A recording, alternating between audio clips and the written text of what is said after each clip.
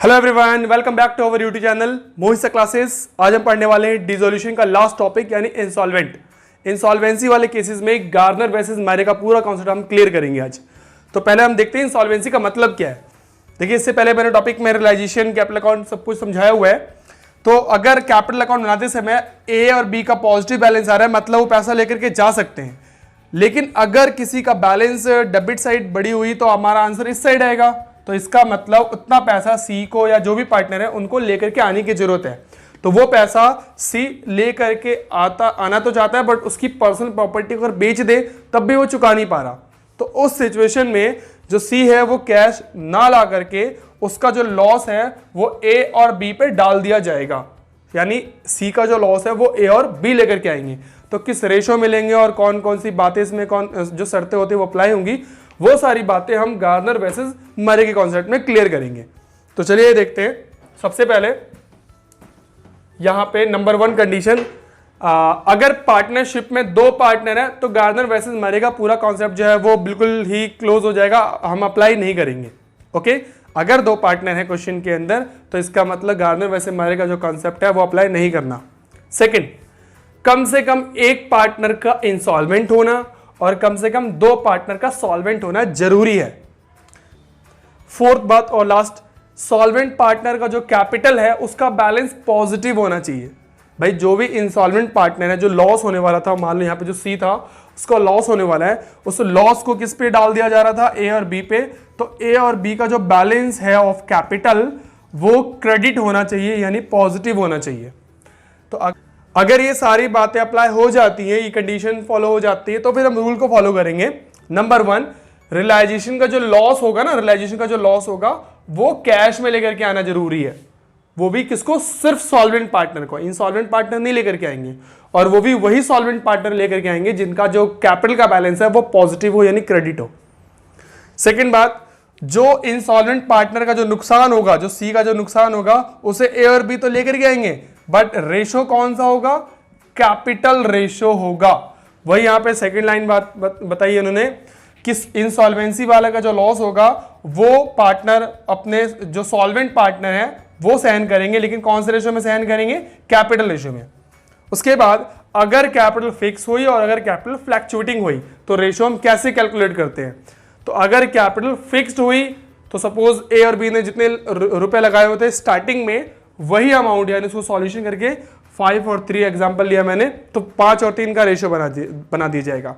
लेकिन अगर कैपिटल हुई फ्लैक्चुएटिंग तो उस सिचुएशन में आप कैपिटल लोगे, रिजर्व, प्रॉफिट लॉस, कोई ड्राइंग है, ये चीजें एडजस्ट करोगे, प्लस या माइनस, वो डिपेंड करता है क्रेडिट है डेबिट है। और फिर जो सॉल्यूशन आएगा, सपोज यहाँ पे 6 लाख है और यहाँ पे 4 लाख, तो रेशो आपका कितना बनेगा? 6 और 3, 6 और 2, यानी 3 और 2, ये वाला रेशो लिया जाएगा सी के लॉस को बियर करने के लिए।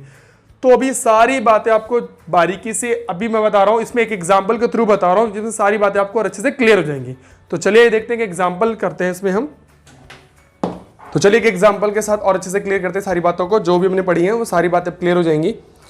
ABCD पार्टनर है, उनका रेशो 3:2 है।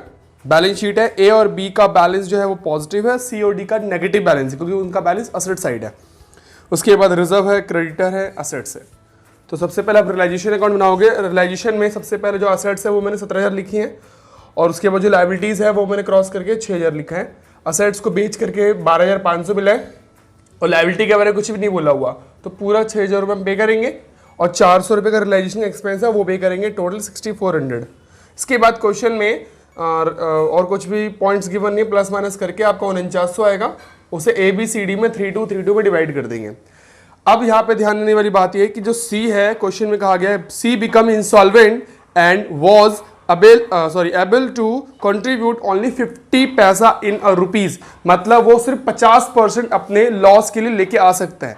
यानी C जो है इंसॉल्वेंट हो गया और उसके अकाउंट में जो भी लॉस वगैरह आएगा, अगर जो C है वो अपना लॉस तो लेके नहीं आ पाएगा, तो जो इसका लॉस है वो A और B पर डाला जाएगा, D पर नहीं, क्योंकि D का जो बैलेंस है वो नेगेटिव चल रहा है।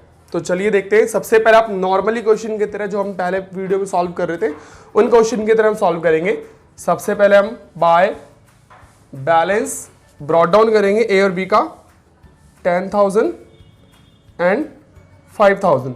सी और डी का नेगेटिव बैलेंस है तो इसको हम क्रेडिट साइड से रिकॉर्ड करते हैं, to balance brought down of C and D rupees 6360 रुपये और 1640 रुपये। उसके बाद लॉस ऑफ रियलाइजेशन वो ट्रांसफर करेंगे हम, रियलाइजेशन लॉस रुपीज 1470 सेकंड का है 980 1470 980। ठीक है, फिर मैंने रूल नंबर 1 कहा था गार्नर वर्सेस मरे में कि जो लॉस होता है ना, लॉस रियलाइजेशन का, वो कैश में लेके लाया जाएगा बाय सॉल्वेंट पार्टनर। सॉल्वेंट ये और ये तीनों सॉल्वेंट है, बट इसका बैलेंस नेगेटिव है, इसलिए सिर्फ ए और बी अपना कैश लेकर के आएंगे लॉस के लिए 1470 और 980। ठीक है, सी तो लेके आएगा नहीं क्योंकि इंसॉल्वेंट है, और डी क्योंकि उनका बैलेंस नेगेटिव है कैपिटल का। इसके बाद अब हम क्या करना है, अगर कोई क्वेश्चन में रिजर्व वगैरह गिवन है तो रिजर्व ले लेते हैं। क्वेश्चन में रिजर्व है, बार रिजर्व 4 जा रहा है, उसको डिवाइड करेंगे तो 1200 800 1200 800। ठीक है, किसी पार्टनर ने एसेट्स से लायबिलिटीज ली होती, अगर एसेट्स ली होती तो यहाँ लिखा होता तो उसको हम डेबिट में डालते हैं। अगर किसी पार्टनर ने लायबिलिटीज ली होती तो बाय रियलाइजेशन उस पार्टनर के कॉलम में डालते हैं। फिलहाल कुछ भी नहीं है। सबसे पहले हमें क्या करना है, जो डी है, डी के कॉलम को हमें क्लोज करना है, क्योंकि जो डी है वो सिर्फ अपने लिए पैसा ला सकता है, किसी और के लिए नहीं। तो पहले हम डी का कॉलम क्लोज करते हैं। 16 और 9 और 5 25 2620 रुपये, 2620 रुपये लेस करेंगे 1820 रुपये। तो जो डी है वो इतना पैसा लेके आ सकता है बाय बैंक। ठीक है, रिसीव करेंगे इससे हम इतना पैसा 1820। अब हम सी का चेक करते हैं, क्योंकि वो इंसॉल्वेंट पार्टनर है तो इसके हिस्से का जो लॉस होगा 7830 1200 माइनस करेंगे तो सॉल्यूशन आएगा 6630। इतने रुपए सी को लाने हैं, बट सी तो ला नहीं सकता। हाँ, ला सकता है सिर्फ 50%। तो इसका 50% कितना होगा 3315। इतना कैश वो लेकर के आ सकता है सी। ठीक है, इतना लेके आ सकता है। कितना 3315।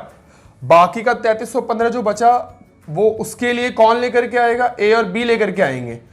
तो रेशो की बात करते हैं, कौन से रेशो में, तो मैंने आपको पहले ही बताया था जो रेशो जो होगा वो कैपिटल रेशो होगा। तो ए और बी की पहले कैपिटल देख लेते हैं कितनी है। ए की कैपिटल पहले है 10,000 और बी की कैपिटल कितनी है 5,000। अगर ये कैपिटल फिक्स होती तो रेशो हो जाता 2:1, लेकिन क्वेश्चन में कुछ नहीं कहा गया। इट मीन्स ये फ्लैक्चुएटिंग कैपिटल है, और फ्लैक्चुएटिंग कैपिटल में बैलेंस लेने के बाद कोई रिजर्व हो वो ऐड कर देना है, रिजर्व हो या प्रॉफिट वगैरह।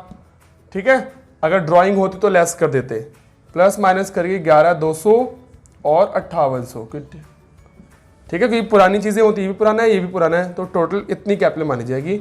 2 0 कैंसिल, 2 से काटेंगे तो 56, 2 से काटेंगे तो 29। ये रेशो होगा। इस रेशो में 3315 रुपए ए और बी बियर करेंगे। तो 3315 इंटू 56/85। तो इसका सॉल्यूशन आएगा 2184।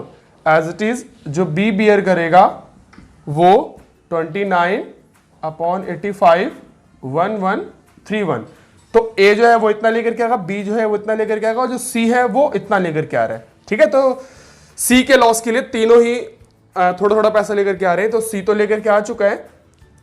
अभी इसमें जो एंट्री करेंगे वो इस तरीके से करेंगे, ए और बी पैसा लेकर के आएंगे तो उनका बैलेंस हम कम कर देंगे, नेगेटिव कर देंगे, और सी को हम क्रेडिट कर देंगे। सी के अकाउंट में 3315 रुपए डाल दिया जाएगा। वो पैसा ए तो है 2184 रुपए लेकर के आ रहे हैं, और बी 1131 रुपए लेकर के आ रहे हैं। तो इसकी लेजर पोस्टिंग कैसे करेंगे, डेबिट वाला क्रेडिट में, टू सी कैपिटल अमाउंट जाएगा ए में और बी में, और इस side by A and by B.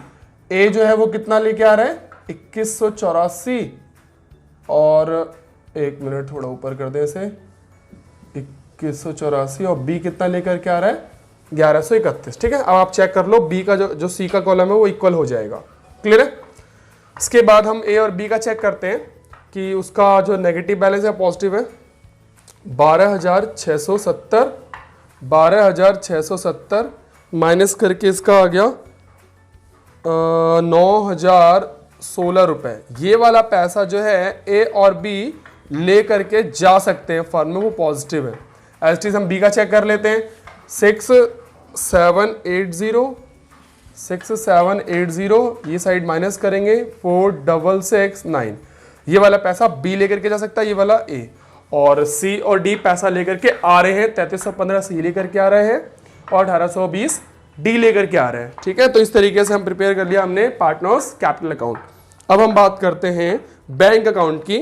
Bank account maintain करते हैं हम, बैंक अकाउंट की किस तरीके से हम बैंक अकाउंट बनाएंगे वो देखिए। अब जरा सबसे पहले हम इसका अकाउंट बना लेते हैं, बैंक अकाउंट।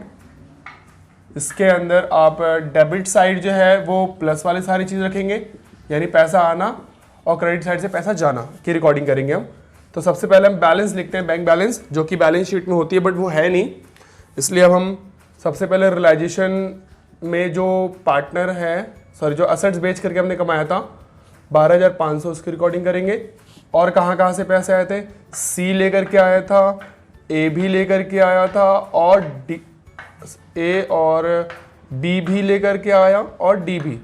चारों पार्टनर थोड़ा थोड़ा पैसा लेकर के आए थे, तो उसकी भी रिकॉर्डिंग करेंगे हम। सी जो है वो अपने हिस्से के लिए 3315 रुपए लेकर के आया था। जो डी है वो 1820 लेकर के आया था। ए और बी जो सी के हिस्से के लिए लेकर के आए थे 2184 और 1131। ठीक है, इसकी रिकॉर्डिंग करके टोटल हम प्लस माइनस कर लेते हैं। 20,085। As it is. अब माइनस वाली चीजें किस साइड से, क्रेडिट साइड से पैसे गई थी। तो एक तो रियलाइजेशन अकाउंट उन्होंने पेमेंट किया था, किसको, क्रेडिटर्स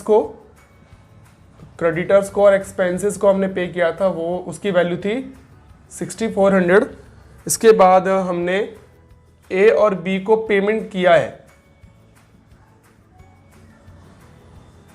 ठीक है, क्या पेमेंट किया था, ए को 9016 और 4069 इतने की पेमेंट की है। अब इसको प्लस माइनस करते हैं। ठीक है, तो जितना बैंक पैसा गया होगा पूरे क्वेश्चन में देख लेते हैं। रियलाइजेशन, कैपिटल अकाउंट, जो भी अकाउंट बनाएंगे तो पेमेंट वाले सारे बैंक को क्रेडिट साइड और डेबिट साइड सारे पैसे आने वाले।